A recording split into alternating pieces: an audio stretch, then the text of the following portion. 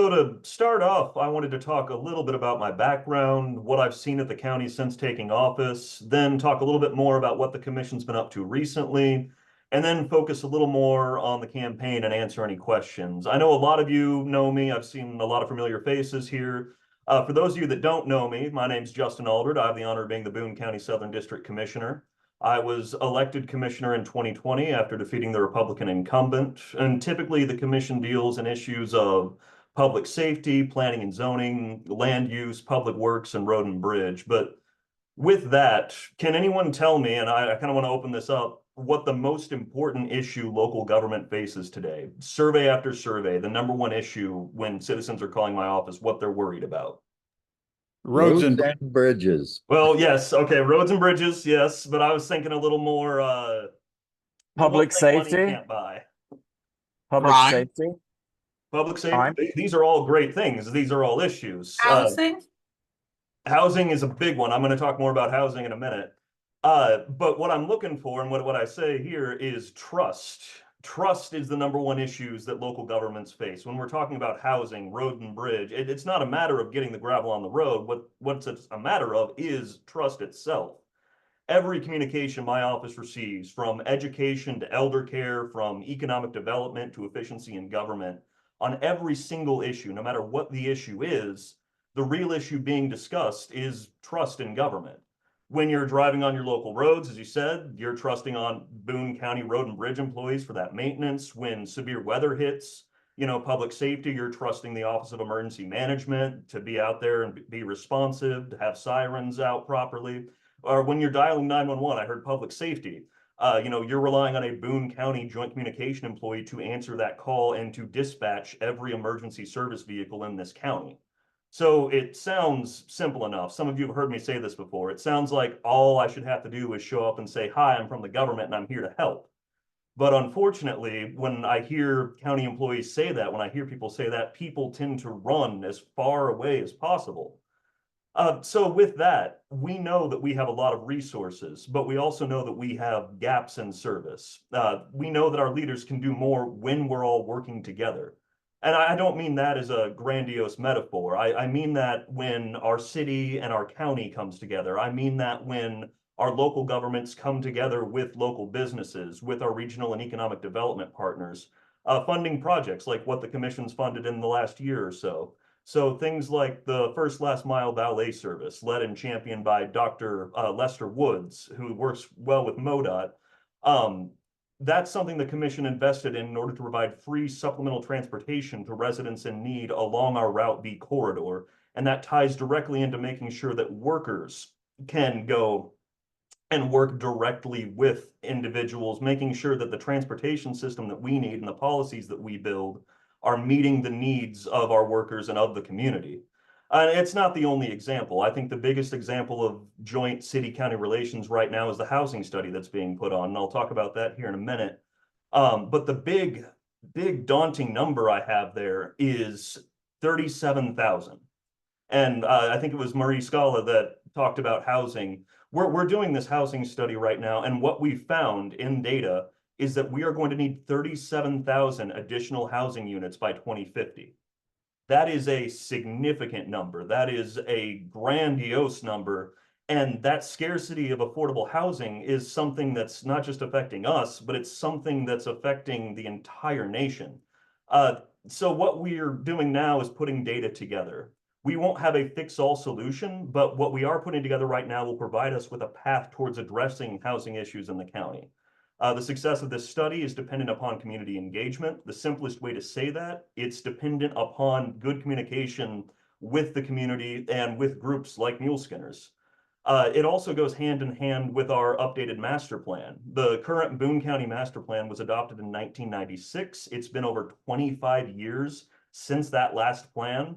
Boone County has seen significant growths in that time. The county has added over 60,000 residents. And of course, in that time, we've also updated more. We've added solar regulations for commercial solar building in our community.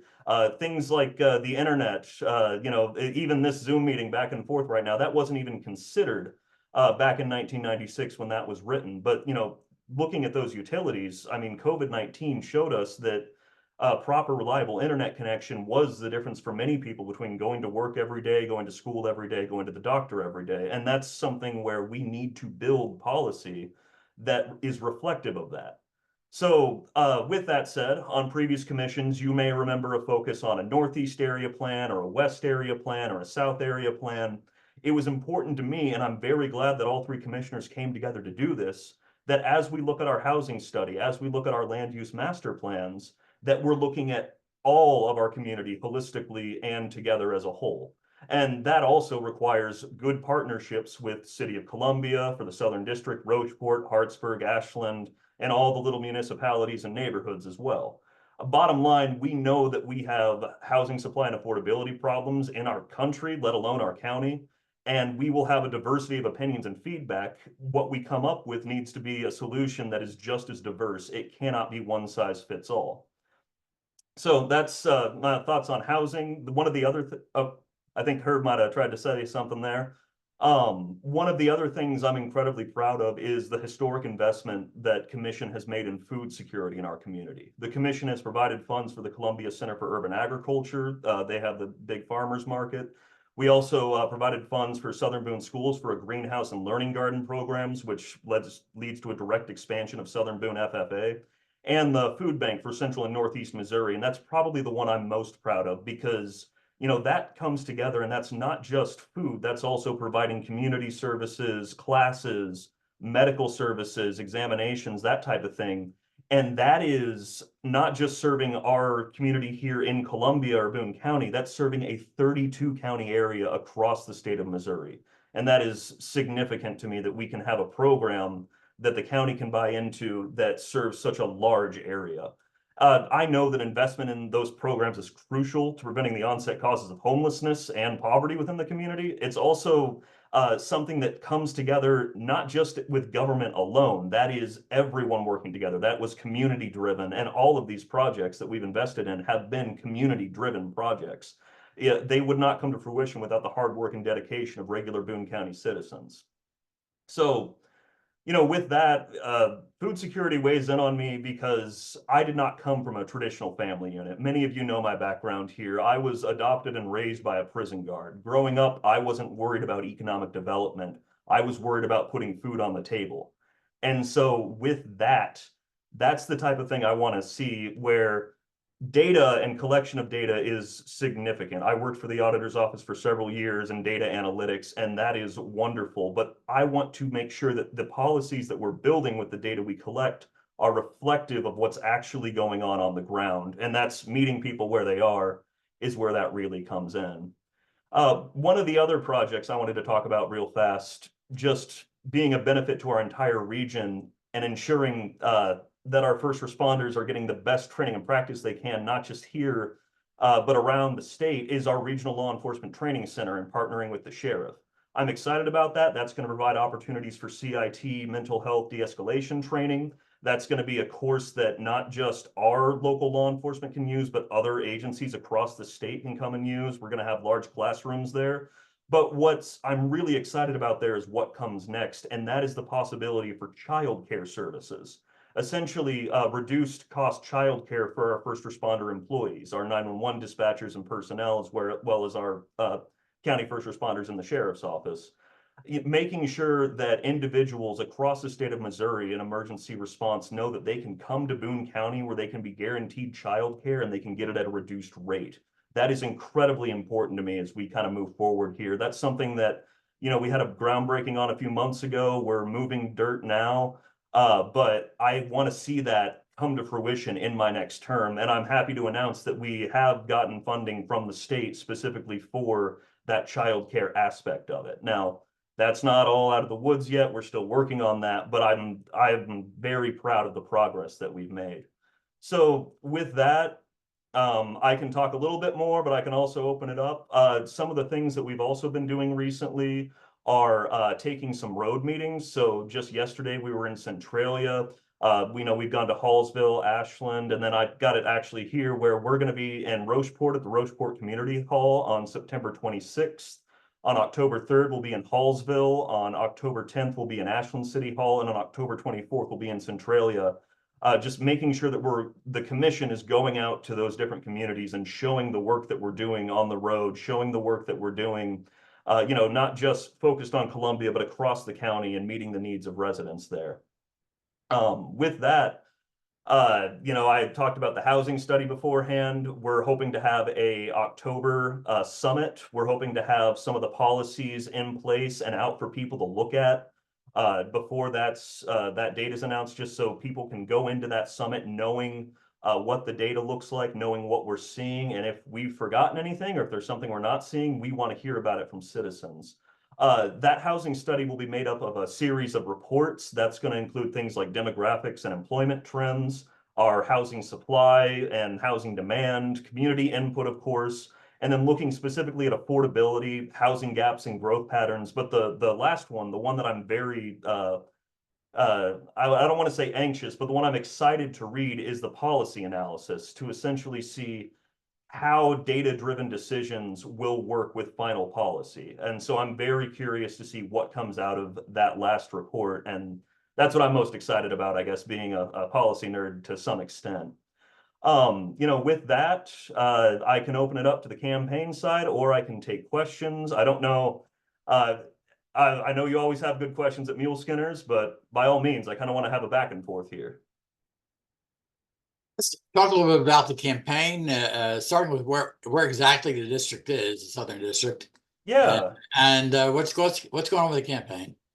So right now, I would say the campaign's going pretty well. We're hitting a bunch of different events. We just a couple weeks ago had the ham breakfast, had big parade down in Ashland for their 4th of July, even though it was on the 20th.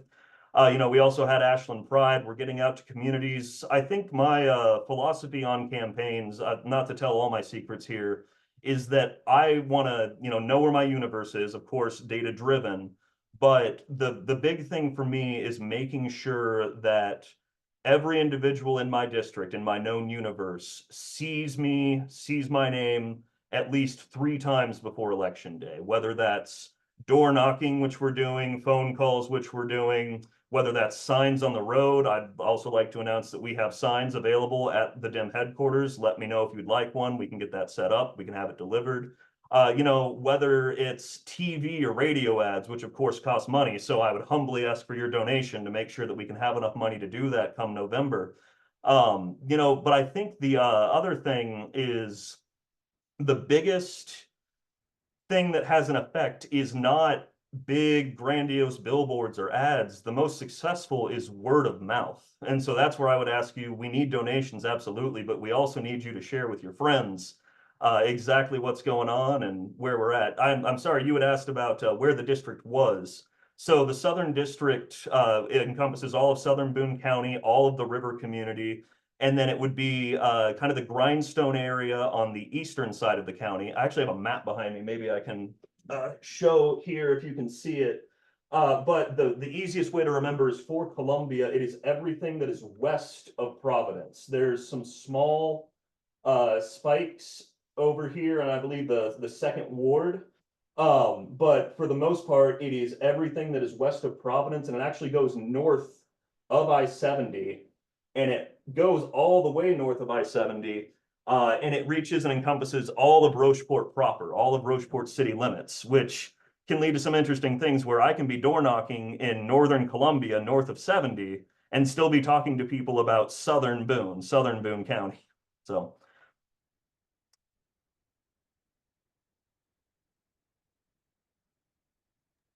Questions, Mari?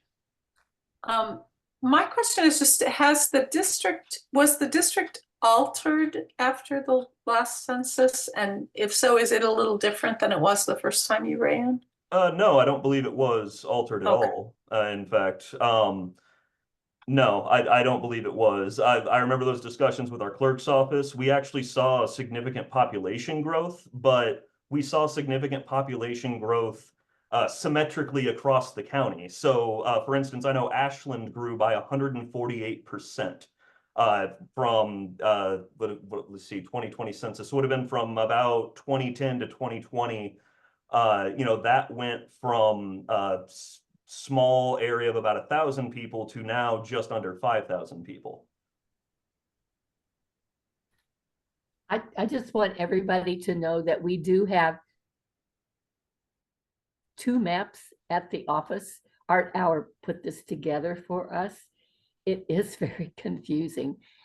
There's one that is mostly Columbia, and then one that is all of the county. And so when I have people come into the office, I take them over to the map and show them so we can find out which commissioner is their commissioner. And I find that very helpful. Right. Thank you, Pam. And I think the other thing there is the Southern District originally, and when I say originally, I mean back when the county was founded, did not have Columbia in it. Columbia stopped at Providence, and that's why the district is set up as it is. Alice?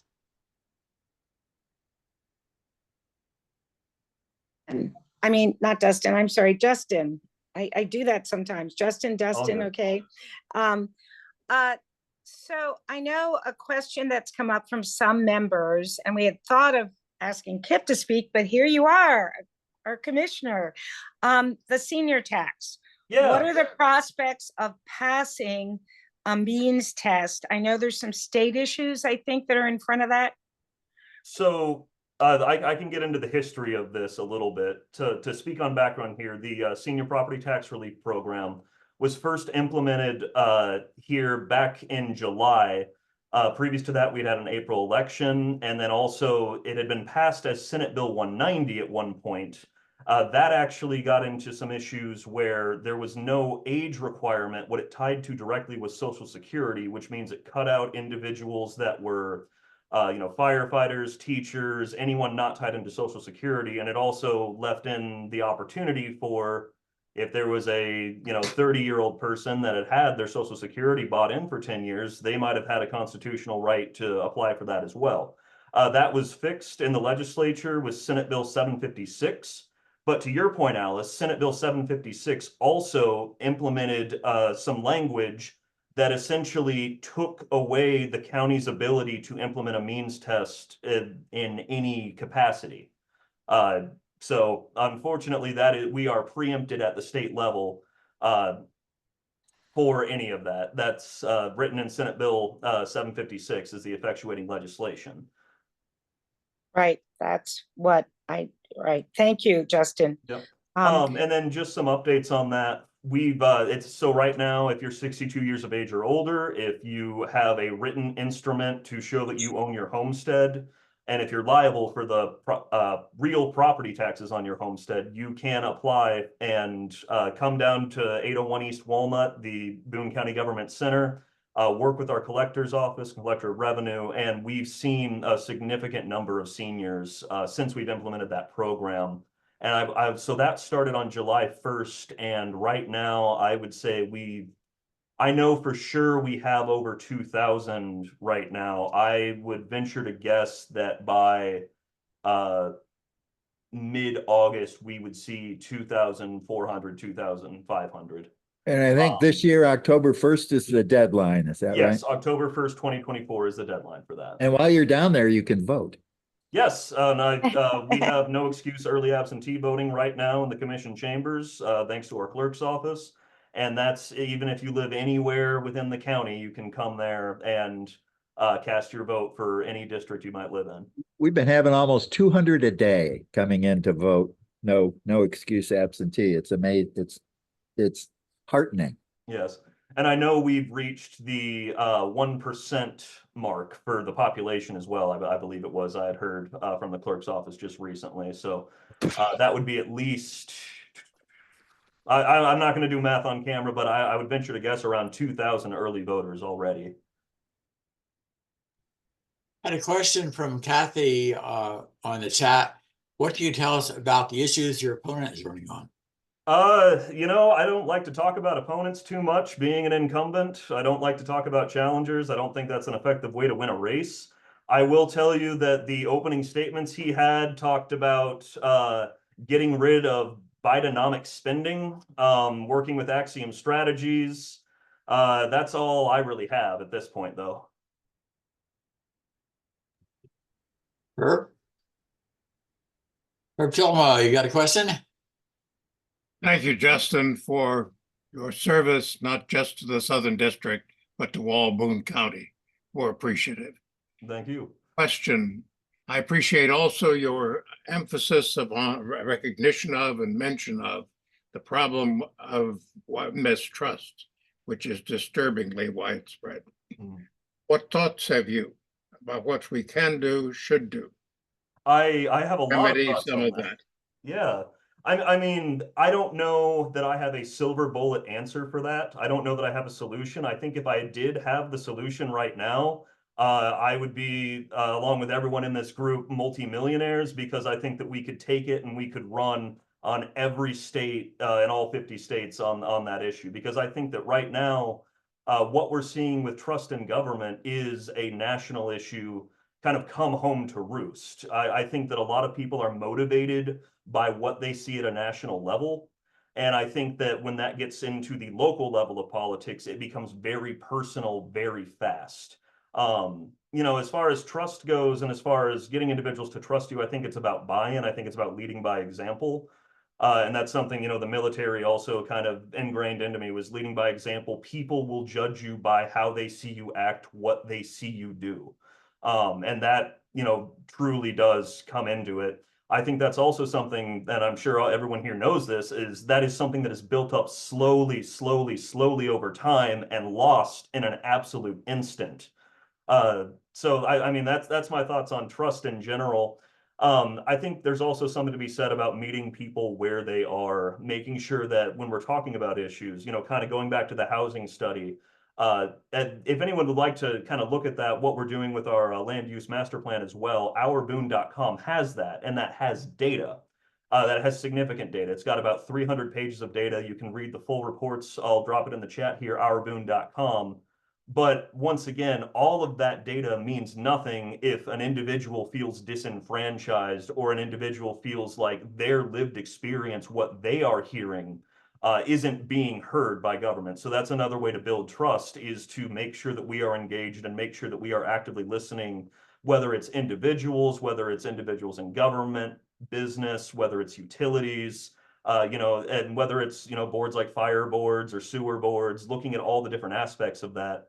Because while I may, you know, be commissioner, I may be doing all these sorts of different things, there are individuals, you know, I, for instance, met with Mayor John Zonko of Rocheport. The big issue right now that he was talking about this morning, flooding, you know, along their wall, making sure that we have sandbags for that. There is, you know, we can talk about any number of data and policies and how the county's financially solvent, but at the end of the day, if we can't get sandbags out to his roads in time, none of that matters. So the only thing he's buying in for trust is to make sure that we are responsive and make sure that, you know, when the time comes, when the high waters and floods comes, that we will be out there next to him, making sure that we provide. So I hope that answers your question as best I can, but it's certainly something that I ruminate on quite a bit. Kathy? It's my understanding that part of the problem with housing, maybe even a big part now, is that speculators have bought up a lot of the housing for investment purposes. And that has really driven, and they've raised the prices of housing quite a bit. Do you know if the housing study that Boone County and the city is doing will address that here in this area? I think that will, I don't know if it will have a solution to that, but I know that it will be looking at housing supply and housing demand specifically. And I think that does tie into it relatively simply. You know, that is part and parcel to housing demand. You know, looking at growth patterns and kind of what we see there is like, yes, you are absolutely right. We've seen that with speculation. I can see in the chat, we've seen that with Airbnb. But that's not just a Boone County issue. That is a problem across the state of Missouri. That is a problem across the nation. So I agree with you. I think it is a significant issue. I think that it also ties back into when individuals are building, when they are doing these as investment properties, they are typically doing these as investment properties for the highest bidder. I understand why builders need that. I understand why, you know, when you want to build a house, it's cost a lot of money. You want to have the most bang for your buck. But ultimately, what we need to address there, and I think what we can build policy to address, is affordable housing. And affordable housing, you know, depending on all levels, I think we need that top to bottom, because what one person might think of as affordable housing may not be affordable housing for another individual. And I think the biggest example we can see of that is kind of how Columbia has focused on student housing, and how we've kind of seen that expand from the downtown area into other areas as well.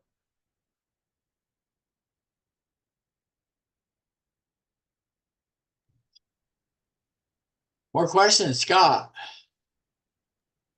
Talk to us a little bit about the budget, Justin. Boone County's total expenses, total revenue, biggest needs, soft spots, any tax increases, any tax reductions, or any general comments, and also your thoughts on Columbia and its budget as it affects the county. Yeah, so forgive me, I don't have my numbers up in front of me right now, but I believe we're valued right now. I want to say our valuation is 95 million. I could be a little bit off on that. You know, we have our general fund. I think the biggest thing with county funds, the biggest issue that I see would be that they are not interchangeable or fungible with each other. So we have our general revenue funds. We also have a dedicated law enforcement tax. We also have a dedicated road and bridge tax. And I know that there's a lot of individuals who would love to take some of that general fund and make sure that that is put directly into, you know, road and bridge, things like that. But that's not how that works. The taxes are collected a little bit differently. So to answer your question, I think that we'll see a renewal here in the next few years on our road and bridge. I also want to talk about, you know, for the first time in 12 years, we have now implemented a gravel road improvement program. So for the first time in 12 years, we're seeing a program to take a section of gravel road. Right now, we're focused on Bonfim Church Road between Ashland and Columbia, and convert that into blacktop. That will be at a cost of about $1.3 million per mile. So that is a significant cost to our road and bridge fund. The good news is on that is, as we slowly start to implement those, we'll have more resources, more man hours, more gravel to put on our gravel roads as we're converting those over. And we saw a little bit like that back in Karen Miller's time with the 50 and 5 program. So I think the other one I'd like to mention here, the other fund would be our Boone County Children's Services Board, a dedicated tax passed in 2012 by voter approval. Went towards children's services, and we've seen that go into things like grassroots funding opportunities, not just for county programs necessarily, but for a community organization. So things like Destiny of Hope, Columbia Supreme, Grade A Plus Incorporated, the Center Project, Dream Tree Academy, Do Something Right Now, looking at expanding programming for individuals, providing services to families and children, providing case management in some cases. This is also youth out of school programming, so making sure that we're, you know, focused on that in the summertime specifically, and then building up organizational capacity from these organizations, so it's not just government trying to come in and lead from on high or lead from an ivory tower, which does go back into building trust. Is we have a lot of resources in our community, we have a lot of hubs. But making sure that we can kind of put that all together, making sure that everyone knows about it, that we're being able to logistically support it with our county policy. That I think is where that ties in. So I hope I answered your question on budget. I apologize that I don't have the numbers up in front of me. Thank you.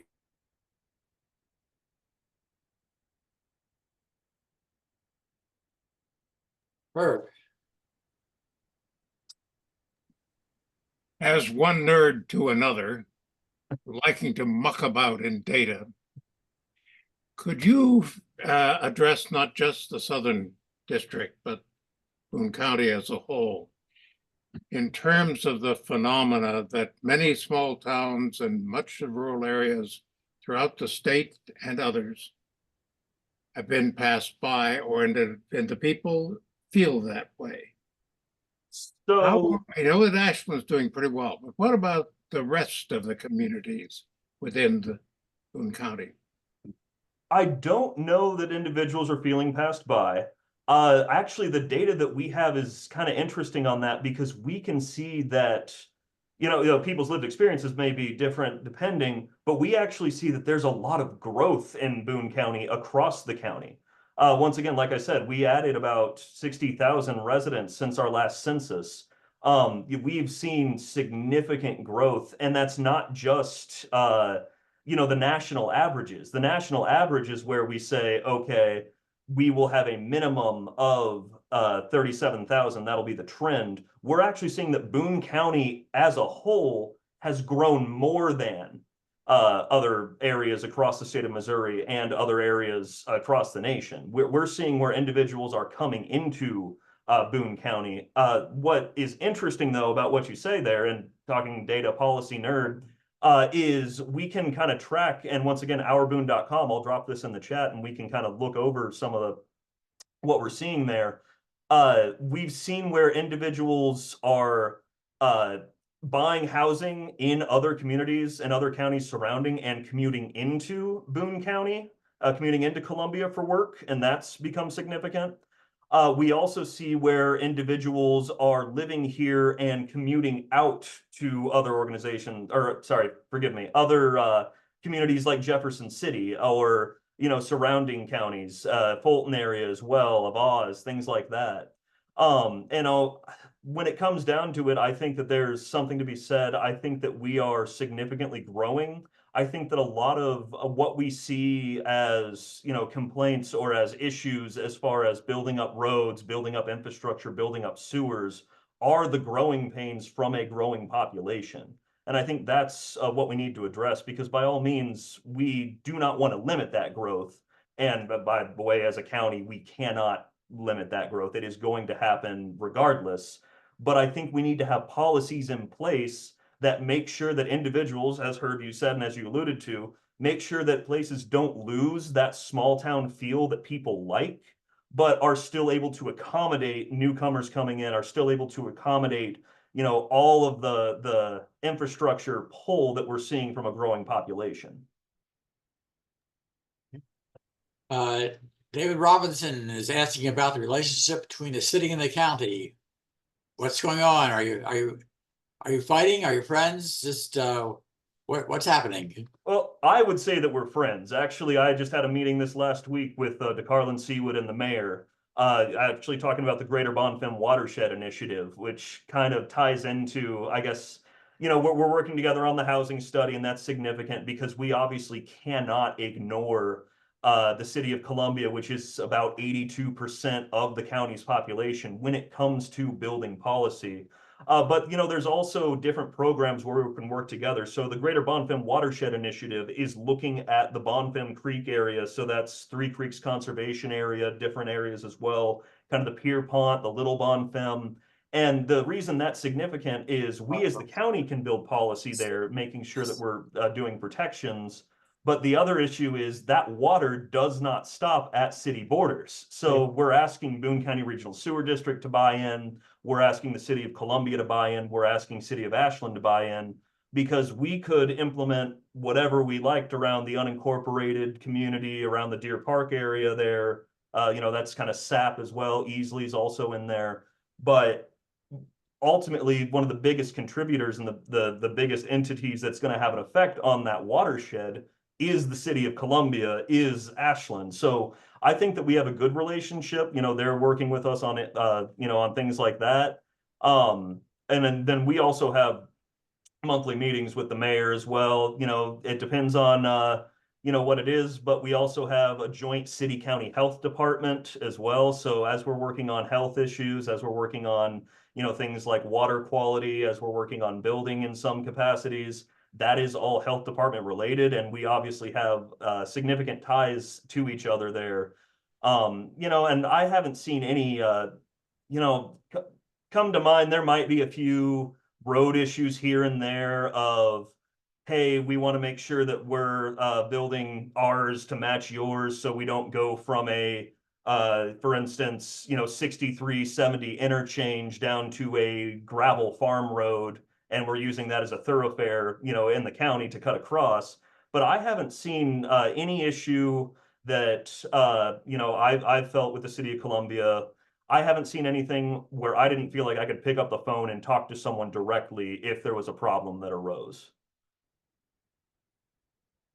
Another question from the chat from Dave Taylor, noticing that the county's been acquiring some of the older buildings around the government center. Are they part of a plan, or what's going on? Yes, so I can't talk about that too much, but we are looking at a space needs study, and we are looking at expansion both of our county offices, so the 13 different elected officials that make up that, you know, the clerk's office, the assessor, the collector, what we're doing there.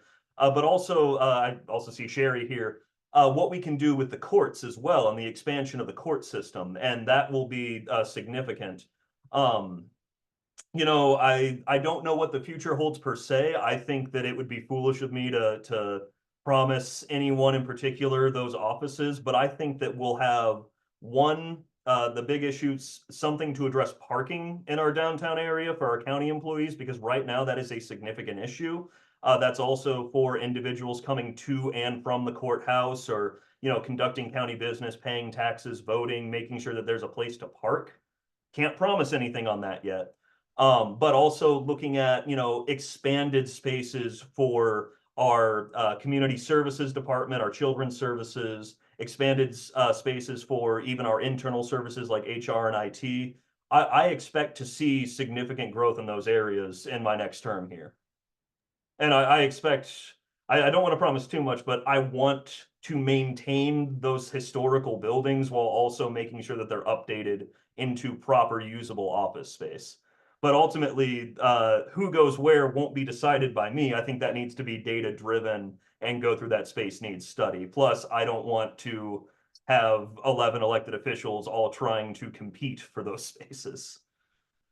I served on a jury several months ago, and the trial went kind of late, and we were escorted out by a county employee back to the parking garage, and it made me wonder: do you consider there to be danger in visiting the county offices, the county facilities?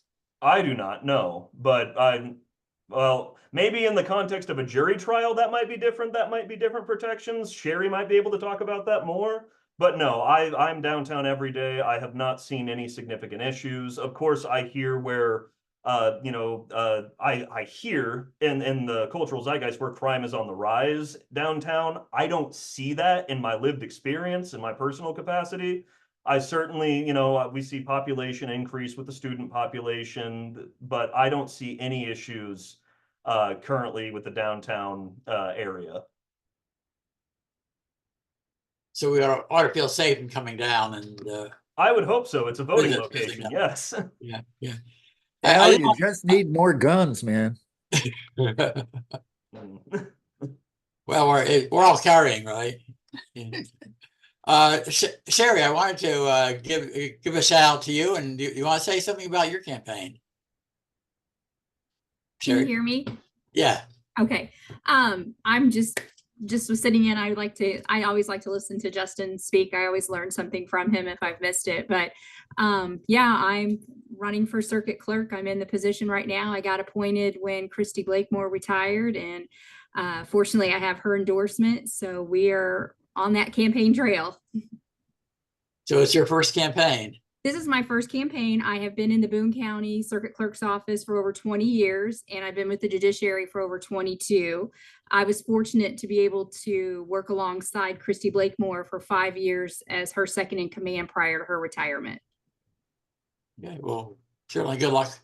Thank Good luck you. with the campaign, and I'm sure we'll be talking to you before the November election. Absolutely. Thank you.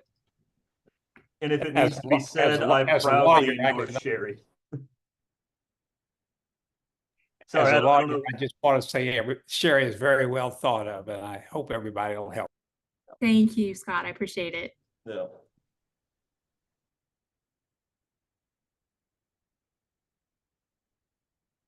I see a question in the chat as far as, you know, what county's plans and challenges in areas of public transportation. I think that is one where a lot of our population is within the city limits of the city of Columbia. And so working with them on their transportation services, what they can do as well. And then also, kind of seeing that expand out. I think, as I mentioned earlier, kind of that Route B expansion, making sure we have that, but also I think that ties directly into food deserts and looking at, I'm county, not city. We don't run the buses. That's all City of Columbia, but making sure that individuals are able to get to shopping centers, making sure individuals are able to get to places where they can get food, go to the doctor, that type of thing. I think that's what ties into public transportation the most. And then on the larger scale, of course, we're working on transportation to make sure that we're beautifying 6370, working with the state of Missouri on the 70 expansion as well as that project goes through to make sure that doesn't cut the city of Columbia in half into two separate pieces. And then making sure that those areas are walkable as well to make sure individuals can kind of get over that 6370 interchange. But a lot of that, the power that the county commission have is really leveraged on our relationships. It's what we can do with MoDOT. It's what we can do with the city of Columbia in order to implement and make some of these. So having a robust relationship is incredibly important in those. And Herb, did you have one more question? Why not? I compliment Boone County government and have been impressed with it in many ways from the time I moved here in 1971. We have better people in elective office and appointed. That is true of many counties and other municipalities of our size. Do you foresee a challenge ahead in the coming decades to maintain high levels of recruitment and retention, which will keep up our standards or improve them? As far as elected officials, or as far as I was meaning the whole smear, including, but we have wonderful people coming forward like Ms. Terrell to offer themselves for elective office. So I guess I was thinking of the people beyond that. right.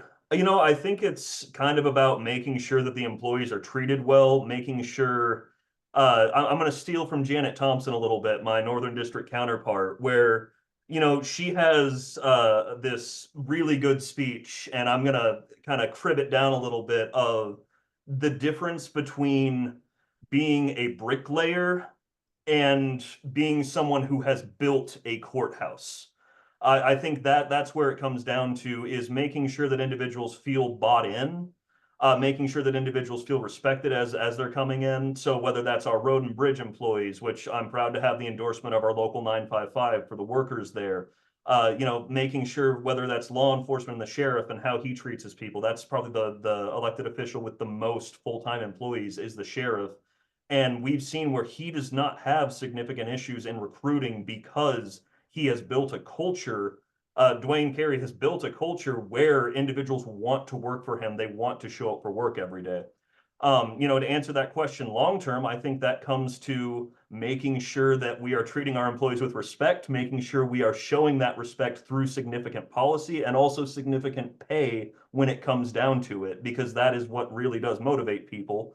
And especially as we're talking about housing and whatnot, making sure that these individuals can afford to live here, making sure that these individuals are of the community, not individuals that have to commute in from other areas, making sure that they feel at home in Boone County. That should ultimately be the goal for growth, whether it's a Boone County employee or a Boone County citizen, making sure that they feel that they can live, they can learn, they can grow here, making sure that they can expand here. That I think is what it's really about. Looking into sort of higher up elected officials as well, I think that we've seen a significant turn here recently. We've seen a lot of individuals who were in office for a long time, and we're now seeing kind of I don't want to say the next generation, but that's truly what it looks like, of individuals coming into office. So for instance, Kenny Moore is now on, I think, his first official election here. But he's, working very well, working very diligently. But the secret is, for an example like that, is he's already been at the office for, I would venture to guess, 20, 30 years, working as an employee. It's the same thing with our collector, Brian McCollum. He came up as an employee under our previous collector. Our sheriff's been there since '94. But, we've seen, of course, Kip Kendrick come on. I came on in 2020. I think we built a very good team here. I think that Sherry's going to be great as well when she wins her election. I look forward to it. I don't want to leave anyone out as I'm starting to name names here, but, Bob Nolte, our recorder of deeds, came on recently. I see him as being a hard worker in for the long haul. I know he's working very hard on taking old records and getting them put up online, digitized properly so that it's open, honest, and transparent. So no, I see a room and a building, honestly, that is just full of people. Of course, I have to say Brianna, our clerk. I didn't want to leave anybody out, but yes, who's done absolutely yeoman's work of getting out there, making sure that there are proper voting locations, making sure that everything's ADA accessible, making sure that individuals that come in know exactly how to vote, making sure that if they don't have the requirements, that they know where to get them, that with state of Missouri law, that they know where to get proper ID, which unfortunate, but here we are. I see a very good crop of people coming in. Maybe I shouldn't be so tooting my own horn here, but I think that the county electeds that I see take their job very seriously. I've also heard talk of the quiet competence of county offices. That's something that I know that elected officials are trying to emulate. Making sure that there's a lot of system, a lot that goes on in the county. One other person that comes to mind, Jenna Radel, our treasurer, who just came in. Once again, she worked previously in our treasurer's office and our HR office as well, making sure that they know what the systems are and making sure that they are waking up every day knowing that they are providing for their community, the community that they live in. I think that's what's truly important. As a city resident, I don't have that much to deal with the county government, but what I do is always a good encounter. And I think that starts with the commission and works its way all the way through the system. So thank you. Any last thoughts before we get on with the rest of our meeting? By all means. So I don't have a primary, but I encourage everyone to vote in the August 6th election if you haven't voted early already. November, by all means, I would humbly ask for your vote. In order to get there, I would humbly ask for your donation. I'll drop a donation link in the chat. Also, exciting announcement is we have yard signs in. So yard signs are now at the DEM headquarters, but if you want a yard sign, if you want one delivered somewhere, please let me know. Reach out to me, justinaldred.com, info@justinaldred.com is the email. Please, I want yard signs all over Boone County. And, once again, word of mouth is truly the best way to win a campaign. So by all means, if you're hearing things, even if it's, something negative, we want to hear about it. So by all means, let's have a conversation at some point. And, if there's any questions, I know, thank you, Al, for, saying that it was always good interactions with the county. But if there is anything bad that you're hearing, we want to hear that too. We don't want to ignore that. We want to make sure that things are addressed. So by all means, give my office a call. My number is 573-886-4308. With that, I look forward to talking to you no matter what the issue is. So I appreciate your time here. Thank you so much for having me. And I'll drop a donation link in the chat here. Okay, thank you for being with us today, Justin. Thank you. Okay, regular Muleskinners meeting, and we have some stuff to talk about. As an organization, we cannot endorse a candidate in a contested Democratic primary